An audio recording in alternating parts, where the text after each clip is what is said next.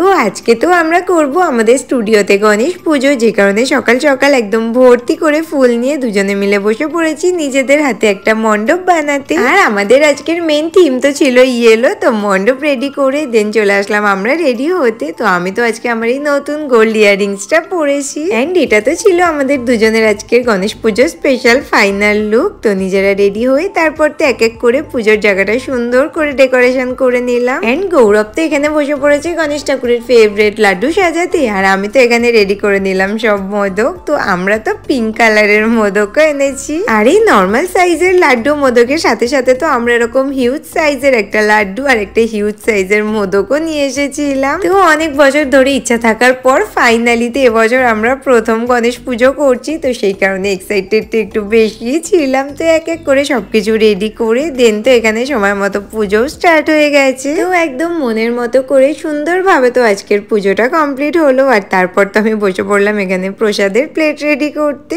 তো চলো টাটা।